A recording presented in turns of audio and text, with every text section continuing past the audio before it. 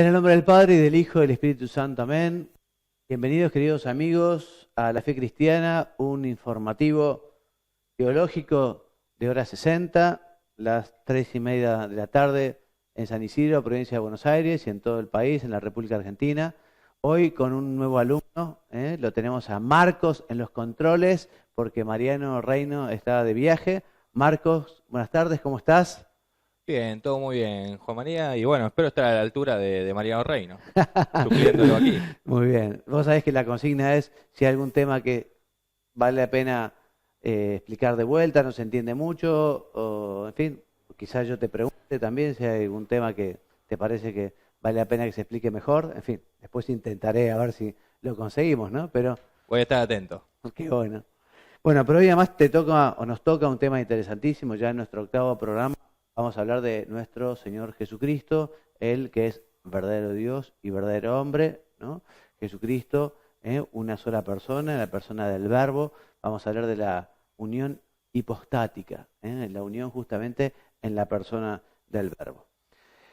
Quizá valga la pena recordar cómo efectivamente nuestro Señor Jesús fue prometido por el Padre después de que nuestros primeros padres, Adán y Eva, pecaron. Recordarán ustedes que efectivamente después de ese primer pecado, el pecado original, Adán y Eva fueron expulsados del paraíso.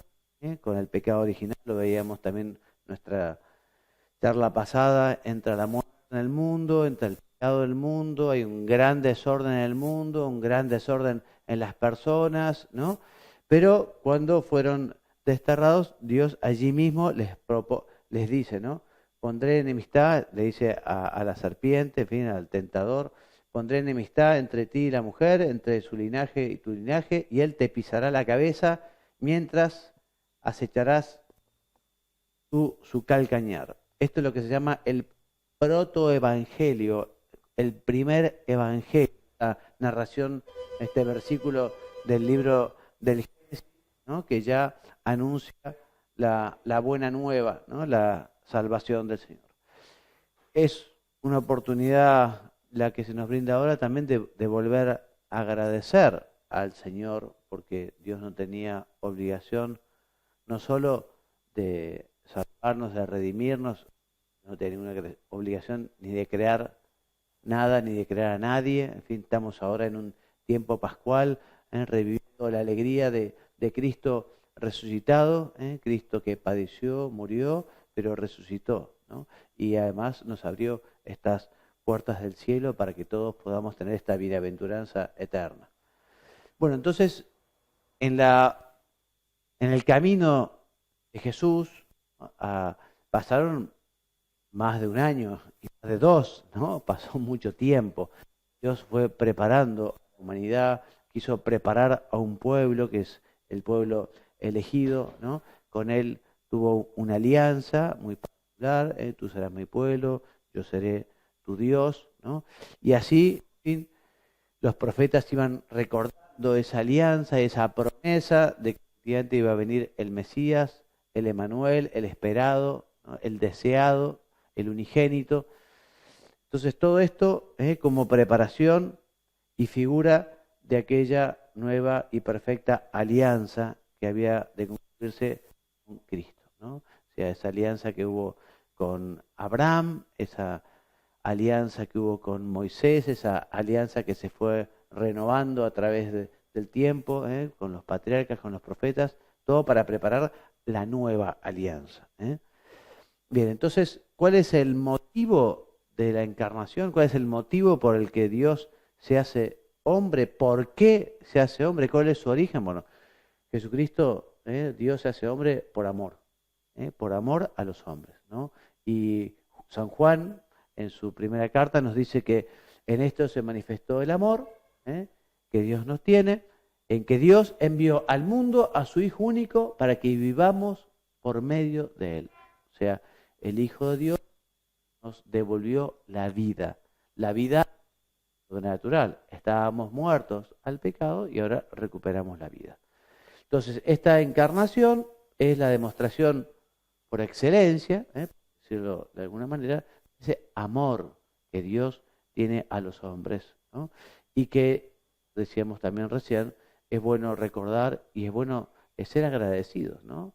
A veces me da mucha pena cuando las personas tienen una visión muy negativa de Dios, ¿no? Dicen, bueno, si Dios existe, ¿por qué tantas cosas? Sucede esto, o algunos peor le echan la culpa a Dios, ¿no?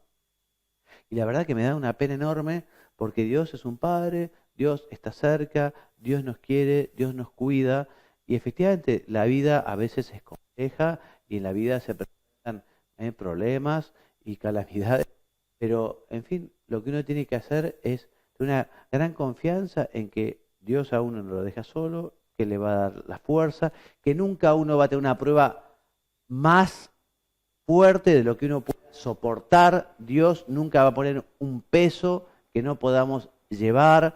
Por eso renovemos nuestra confianza en Dios y sepamos que efectivamente Él nos quiere mucho más de lo que nos puede querer cualquier persona aquí en la tierra. Bueno, entonces repetimos, tras esa caída de Adán y Eva en el paraíso, la encarnación tiene una finalidad salvadora, redentora, ¿no? Por eso también a Jesús le llamamos redentor, porque redimió. Y así lo profesamos en el credo. Marcos, si querés leer acá el quinto renglón, en el credo que dice: Por nosotros, los hombres, y por nuestra salvación, bajó del cielo y encarnó por obra del Espíritu Santo de María Virgen y se hizo hombre. Eso rezamos en la misa los domingos, es el credo, es una de las verdades esenciales de la fe cristiana, ¿no? Por nosotros los hombres y por o para nuestra salvación bajó del cielo. Se encarnó, se hizo hombre, siendo Dios, se hizo hombre por obra del Espíritu Santo, porque la Virgen engendró por obra del Espíritu Santo, ¿no? Y se hizo hombre. Verdadero hombre, como nosotros, se cansó, lloró, se alegró, disfrutó, en fin, igual que nosotros. Y además, al venir, se nos presenta como modelo, evidentemente un modelo que es un hombre perfecto, que a su vez es Dios, ¿no? Pero bueno, Él es el ejemplo y a Él es a quien tenemos que llevar los sacerdotes, a quien quiere llevar la iglesia, a quien quiere llevar cada cristiano. La misión es llevar a las personas a Cristo, llevarlos a Él, porque Él les va a dar paz, Él les va a dar alegría, Él les va a dar sentido a su vida y además los ayudará a lo importante, que es ganar el cielo, poder estar con Él en la eternidad. Entonces Cristo afirmó de sí mismo que el Hijo del Hombre ha venido a buscar y a salvar lo que estaba perdido y que Dios no ha enviado a su Hijo para condenar al mundo, sino para que el mundo salve por Él. Así, esta encarnación no solo manifiesta el infinito amor de Dios a los hombres, su infinita misericordia, su justicia, su poder, sino también la coherencia del plan divino de salvación. Hablando de coherencia, también es muy interesante profundizar en la coherencia del mensaje del Evangelio, del mensaje de Cristo. No sé dónde alguna vez leí que si viniera un marciano, en fin, si existieran, ¿no?, con gran poder de comprensión y estudiara las religiones diversas y estudiara los documentos que fundamentan las religiones, bueno, el mensaje de Jesucristo, el Evangelio, su enseñanza, todo tiene una coherencia absolutamente sobrenatural, ¿no? Hay veces que a veces las personas no entienden algunas cosas. Es verdad que algunos temas son bastante misteriosos. Hoy en el colegio donde soy capellán vino un alumno de quinto curso a preguntarme unas cuantas dudas de unos temas bastante incomprensibles. Pero yo decía, mira, quédate tranquilo, esto es lógico que uno no lo entienda. Ahora, lo que no vas a encontrar nunca es en la revelación, en el mensaje del Evangelio, algo que sea contradictorio. O sea, no existe un círculo cuadrado, digamos. Dios nunca va a decir que es un círculo cuadrado. Es algo que supera la inteligencia, pero porque la incapacidad nuestra es grande, por eso, ¿no? Entonces, el acto de fe justamente consiste en creer en esas cosas que uno no entiende, pero como sabe que Dios la enseñó, Dios la reveló, entonces por eso creo. Eso es el acto de fe. Entonces, esta profunda sabiduría divina ha decidido salvar al hombre del modo más conveniente a su naturaleza, que es precisamente mediante la encarnación del Verbo. Lo podría haber hecho de otras maneras, en fin, podría haber dicho desde el cielo, bueno, los perdono. Bueno, quiso que fuera de esta manera, ¿no? De una manera muy particular, ¿no? Dios que se hace hombre.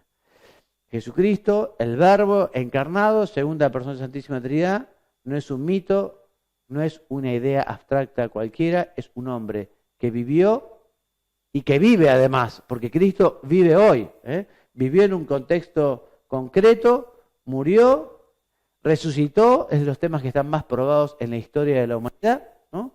Y vive. Esa es una de las grandes cosas que tenemos que llevar los cristianos. Cristo vive hoy. Entonces, el que busca el conocer a Cristo lo va a encontrar porque Jesucristo no se esconde. Hay unas cuantas investigaciones históricas sobre la exigencia de la fe cristiana. O sea, muchos historiadores, no solo los evangelios, nos hablan de la existencia física, histórica, de Jesucristo. Entonces, que Cristo existió pertenece a la doctrina de la fe, decíamos, ¿no? También que murió realmente por nosotros y que resucitó, pero también está probado por la ciencia histórica. Existen otros testimonios antiguos, cristianos y paganos, judíos, que nos lo muestran. Precisamente por esto no son aceptables las posiciones que contraponen un Jesús histórico con un Cristo de la fe. Esta es una corriente que existió, ahora ya no se lo escucha tanto, pero en fin, hace unos cuantos años, en la década de los 60, los 70, ¿no? Entonces, el Cristo histórico y el Cristo de la fe, como diciendo, bueno, de lo que sabemos de Cristo es nada, y lo de la fe, digamos, es algo más o menos inventado, es algo más o menos que vinieron a decir luego los apóstoles, ¿no? Entonces, sería una interpretación de fe que hicieron los demás discípulos de Jesús, pero dicen ellos a ciencia cierta Jesús no hizo ni dijo nada de eso, ¿no? Por eso el texto que estamos estudiando dice que estas posturas, que en muchas ocasiones encierran un fuerte prejuicio contra lo sobrenatural, contra lo milagroso, con lo que va más allá de la propia inteligencia, ¿no? No tienen en cuenta que la investigación histórica contemporánea coincide en afirmar que la presentación que hace el cristianismo primitivo de Jesús se basa en auténticos hechos sucedidos realmente. De hecho, el motivo principal por el que Jesús hizo los milagros, o sea, esos acontecimientos que superan las posibilidades humanas, es para que creyeran que Él era Dios. O sea, si no creen en mis palabras, bueno, crean en los hechos, ¿no? Entonces, para eso hizo Jesús los milagros, para que crean que Él era el Hijo de Dios, el enviado del Emanuel. Bueno, entonces, Jesucristo, Dios y hombre verdadero. Marcos, léeme el número 483 del Catecismo, por favor. El misterio de la admirable unión de la naturaleza divina y de la naturaleza humana en la única persona del Verbo. Muy bien, entonces esto es lo que es la encarnación. La unión de dos naturalezas. La naturaleza humana, la tenemos nosotros, con la naturaleza divina. En una sola persona, que es la persona de el Verbo, que es la segunda persona de la Santísima Trinidad. Recordemos, Dios es uno en tres personas: Padre, Hijo, Espíritu Santo. El Hijo es el Verbo. En la persona del Verbo hay dos naturalezas. La que estuvo siempre, la naturaleza divina, y en un momento asume la naturaleza humana. Entonces, por eso la encarnación del Hijo de Dios no significa que Jesucristo sea en parte Dios y en parte hombre, ni que sea el resultado de una mezcla confusa de lo divino humano. Es verdadero hombre, entero, cuerpo y alma, verdadero Dios. Y se hizo verdaderamente hombre sin dejar de ser verdaderamente Dios. Esto lo vamos a repetir más de una vez. Y esto es una de las verdades defendidas por la Iglesia desde los primeros siglos, y es de los primeros errores que comienzan a aparecer en los primeros siglos, ¿no? Nosotros llamamos herejías a las afirmaciones que van, digamos, contra el dogma cristiano, que habitualmente han venido del mismo seno del cristianismo, ¿no? Con una mala interpretación de los textos evangélicos. Así nacen también los primeros concilios, así nacen primero los primeros tratados de teología, cuando venía alguna persona y decía algo, pero esto no parece ser lo que dice. Entonces se reunían los obispos y bueno, vamos a estudiar esta cuestión y a ver qué dice realmente la Sagrada Escritura, y hacían algunas definiciones. Así son los primeros concilios, ¿no? Que los obispos que se reúnen para resolver algunos problemas concretos de algunas afirmaciones de personas determinadas, que hoy vamos a ver algunas, ¿no? Por ejemplo, en el siglo I, de origen judío, son los ebionitas, que consideran a Cristo como un simple hombre, muy santo, muy perfecto, pero solo hombre, no era Dios. En el siglo II, el adopcionismo, que sostenía que Jesús era hijo adoptivo de Dios. Jesús solo sería un hombre en quien habita la fuerza de Dios, pero para ellos Dios era una sola persona y no tres, como hemos aprendido. Estas herejías fueron condenadas por el Papa San Víctor, ya en el año 190, y después por el Concilio de Antioquía, en el año 268, el Concilio de Constantinopla y el Sínodo Romano del año 382. En fin, esto seguramente no se van a acordar, pero bueno, por lo menos que ustedes sepan que ya ven, desde los primeros momentos de la Iglesia surgen ya definiciones sobre temas importantes. Arrio fue una herejía, la herejía arriana fue bastante, se extendió muchísimo, casi contagió a toda la cristiandad, ¿no? Él negaba la divinidad del Verbo y negaba también que Jesucristo fuera Dios. Por eso ya uno de los primeros concilios, año 325, Nicea, lo condena, ¿no? Lo condena y dice que efectivamente Jesucristo es verdadero Dios y hombre verdadero. Otros errores que negaban la naturaleza de Cristo, ¿no? Por ejemplo, el docetismo, que es una variante del gnosticismo, el maniqueísmo, también otros errores. El maniqueísmo, quizás les suene el término. Alguien maniqueo es que todo es sí o no, blanco o negro, digamos, como que. Y los maniqueos, efectivamente, todo lo que era material era malo, solo bueno lo espiritual, ¿no? Entonces, en fin, el maniqueísmo trae varios errores, ¿no? Los gnósticos quizá también les suene a los errores del gnosticismo, ¿no? Bien, entonces, algunos seguidores afirmaban, los gnósticos, que Jesús era un cuerpo celeste, que tenía un cuerpo puramente aparente, no era verdadero hombre como nosotros, que apareció de repente, así, en Judea, sin haber tenido que nacer o crecer, ¿no? Bien. Y ya San Juan desde el inicio lo dice, ¿no? Que tuvo que combatir con este tipo de errores, y en su segunda carta afirma que muchos son los seductores que han aparecido en el mundo que no confiesan que Jesús ha venido de la carne. Algunos pensaban que todo lo que es material, lo que es el cuerpo, lo que es la carne, todo eso es pecaminoso, malo, por lo tanto Jesús no podría venir de la carne, ¿no? De la materia, en fin. Arrianismo, y también Apolinar de la Odisea, Arrio, negaron que Cristo tuviera verdadera alma humana, ¿no? Pero no existe un hombre sin alma. O sea, si Jesucristo es hombre, es cuerpo y alma. Este segundo, Apolinar de la Odisea, es un intento de defender la unidad de Cristo y su impecabilidad. Y sostuvo que el Verbo desempeñaba las funciones del alma espiritual humana.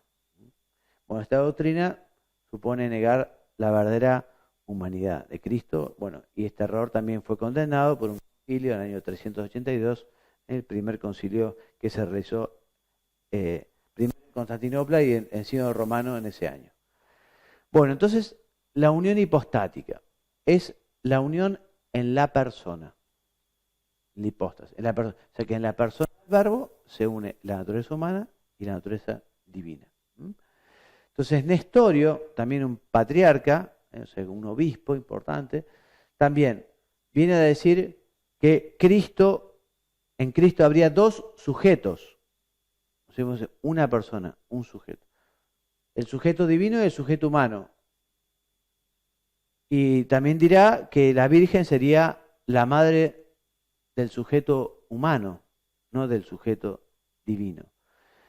La Virgen no sería Theotokos, o sea, madre de Dios, sino sería antropos, o sea, sería madre del hombre. María sería madre de Cristo, pero no la madre de Dios. Es madre de Dios, ¿por qué? Porque es la madre de Jesús y Jesús es Dios. Evidentemente, la Virgen no le dio a Jesús la divinidad. Un ejemplo que a mí me sirvió, que escuché alguna vez, es, no sé, la madre de un presidente de la República, es madre de fulano de tal, y es madre del presidente porque su hijo es el presidente, pero la madre no le dio la presidencia, a decirlo de alguna manera, ¿no? Pero eso no quita que sea la madre del presidente, ¿no? O sea, la Virgen no le dio a Jesucristo la divinidad, pero es la madre de Jesús, que Jesús es Dios. Entonces, a esta herejía se opuso San Cirilo de Alejandría con unos textos maravillosos, que además sirvieron para después fundamentar este concilio que hubo en Éfeso en el año 431, y que recuerda que la humanidad de Cristo no tiene más que un sujeto, que la persona divina del Hijo de Dios, que la ha asumido y ha hecho suya desde su concepción. Bueno, se va entendiendo esto, Marcos, más o menos, es un poco técnico, pero básicamente hasta ahora decimos una persona, que es la persona del Verbo, dos naturalezas. Yo siempre preguntaba estas cosas en los exámenes. Bueno, ¿cuántas naturalezas tiene Jesucristo? Dos naturalezas. ¿Cuántas personas? Una persona. ¿Cuántas inteligencias? Las vamos a ver. Y dos, porque hay inteligencia humana y una inteligencia divina. Ahora lo vamos a ver. Dos voluntades. Una voluntad divina y una voluntad humana. Es lo que vamos a ver ahora a continuación, ¿no? Entonces, otro error más, otra herejía, la llamada monofisita. Esta herejía tiene su antecedente en Apolinar de la Odisea y en una mala comprensión de la doctrina de San Cirilo por parte de Eutiques. Eutiques es el monofisita, ¿no? Un anciano archimandrita del monasterio de Constantinopla que afirmaba que Cristo tiene una sola naturaleza, pues la naturaleza humana habría sido absorbida por la divina. Entonces, en fin, como si un ejemplo, como si una gota cayera en un mar, fue absorbido completamente. Bueno, esto también es un error. Condenado por el Papa San Magno en su tomo a Flaviano, ¿no? Y en el concilio de Calcedonia, que te voy a pedir, Marcos, que leas acá, dice, para la cristología que enseña, ¿qué es lo que enseña? Hay que confesar a un solo y mismo Hijo y Señor nuestro Jesucristo, perfecto en la divinidad y perfecto en la humanidad. Y añade que la unión de las dos naturalezas es sin confusión, sin cambio, sin división, sin separación. Perfecto hombre, perfecto Dios. Hombre como nosotros y Dios. En una persona que es la persona del Verbo. Esto es lo que se viene repitiendo de diversas maneras porque fueron diversos los errores que se fueron afirmando. Entonces el concilio de Constantinopla, el segundo, del año 533, ofrece una interpretación auténtica del mismo concilio y dice, tras subrayar varias veces la unidad de Cristo, afirma que la unión de las dos naturalezas de Cristo tiene lugar en la hipóstasis. La hipóstasis que es en la persona. Y con esto se supera un término que había sido un poco así mal interpretado de San Cirilo, que hablaba de la fisis. Porque vos imaginate que todos los términos teológicos se van creando muchas veces, ¿no? Porque, en fin, hay términos como naturaleza, hipóstasis, en fin, hay muchas palabras que no sé, cuando se tiene que explicar después la Eucaristía, palabras como transubstanciación, qué es sustancia, qué es accidente, bueno, hay muchos términos que se van construyendo y en los primeros siglos, digamos, no existían estas palabras, ¿no? Entonces, por ejemplo, San Cirilo utilizó, en vez de utilizar la palabra hipóstasis, utilizó fisis. Bueno, entonces, la humanidad de Jesucristo, dice el Catecismo, que en la encarnación la naturaleza humana ha sido asumida, no absorbida, asumida, ¿no? Y que efectivamente sigue siendo hombre, ¿no? Por eso la Iglesia ha enseñado la plena realidad del alma humana con sus operaciones inteligencia y voluntad y cómo Jesucristo tenía un cuerpo humano. Alma humana y cuerpo humano. Verdadero hombre. No existe un hombre si no tiene cuerpo y alma, ¿no? Pero paralelamente, también, junto con su naturaleza humana, también la persona divina es Dios, ¿no? O sea, todo lo que es y hace en ella pertenece a uno de la Trinidad, la segunda persona, Padre, Hijo y Espíritu Santo. El Hijo es el Verbo, el Hijo es Jesucristo, Él es el que asumió la naturaleza humana, sin dejar de ser Dios. Entonces el Hijo de Dios comunica pues su humanidad, su propio modo de existir en la Trinidad. Por eso el alma de Cristo está dotada de un verdadero conocimiento humano.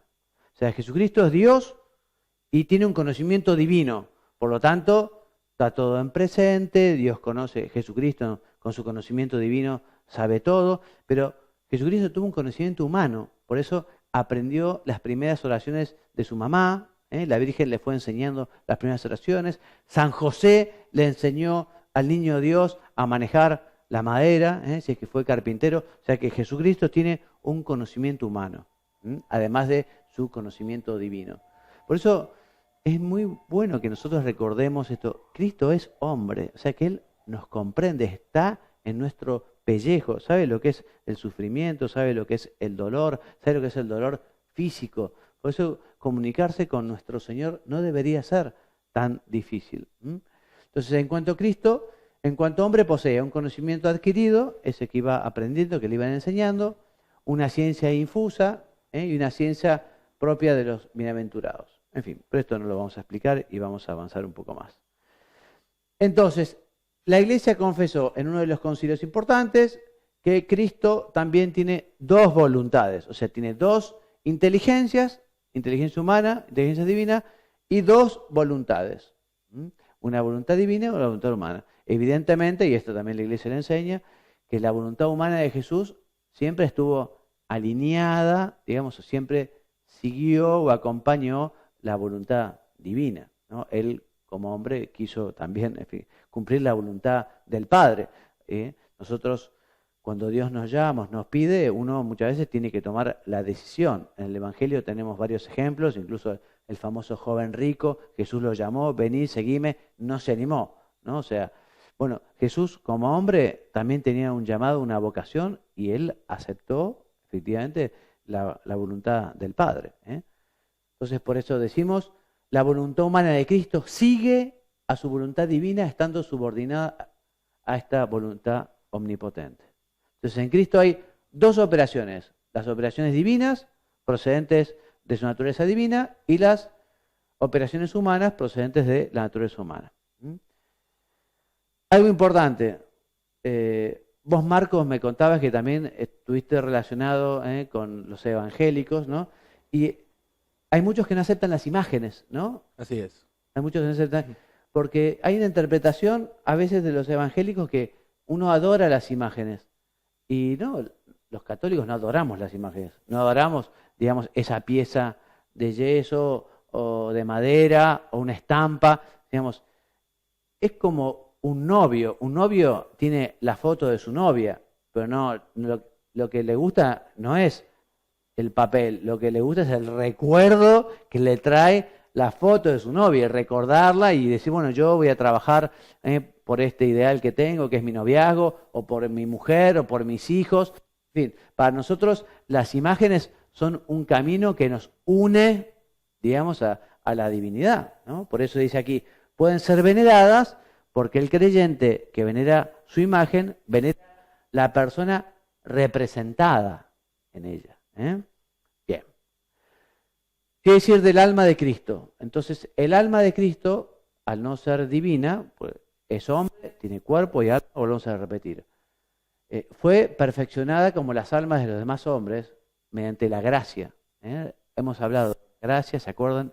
Participación en la divinidad, como parecernos a Jesucristo. Bueno, Jesucristo en su alma también tuvo esa gracia habitual, es un don, una disposición estable y sobrenatural que perfecciona el alma para hacerla capaz de vivir con Dios y de obrar por su amor. Entonces, la humanidad de Cristo es realmente santa, ¿no? fuente y paradigma del amor. O sea que nosotros cuando adoramos a Cristo, adoramos su divinidad, pero también su humanidad. O sea, nosotros queremos la humanidad de Cristo.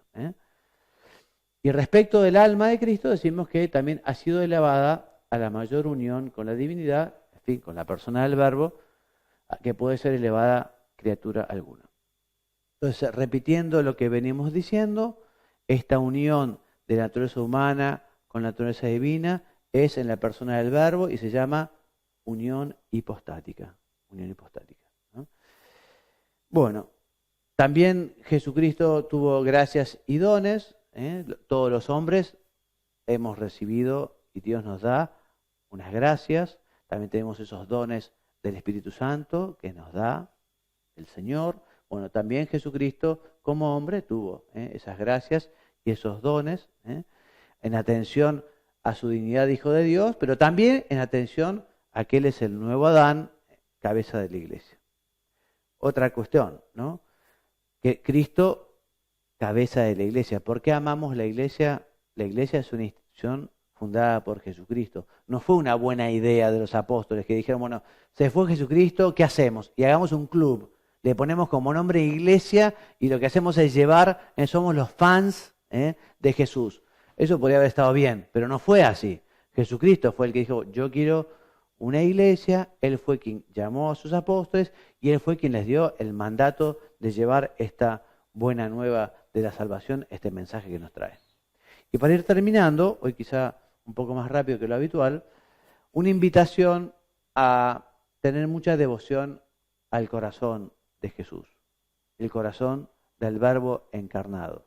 Además nosotros tenemos la aparición de Jesucristo a Santa Margarita María de Alacoque, en la que justamente nos revela y nos pide que tengamos veneración a ese corazón. El corazón en la Biblia y también actualmente, ¿no?, refleja lo más íntimo que tiene la persona, ¿no? Bueno, tiene un buen corazón, quiere decir que realmente en el fondo es bueno, ¿no? Entonces, ese corazón de Jesús que ama, ese corazón de Jesús que quiso revelarnos y regalarnos tantas cosas, ese corazón que comprende, un corazón como el nuestro.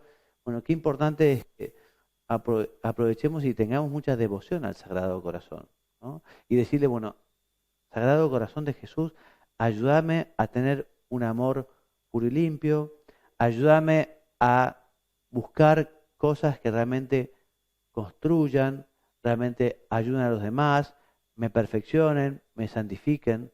Ayúdame a sacarme del corazón las cosas que me degradan, las cosas que me rebajan, las cosas que te ofenden, ¿no? Por eso la devoción al Sagrado Corazón de Jesús, la devoción al corazón inmaculado de la Santísima Virgen. Una vez vi una imagen que me gustó muchísimo.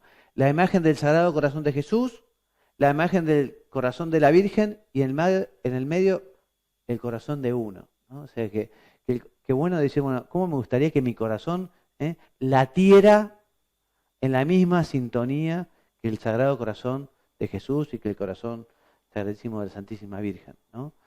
Así que, en fin, el Hijo de Dios entonces me amó y se entregó a sí mismo por mí, nos ha amado con un corazón de hombre, con un corazón como el nuestro.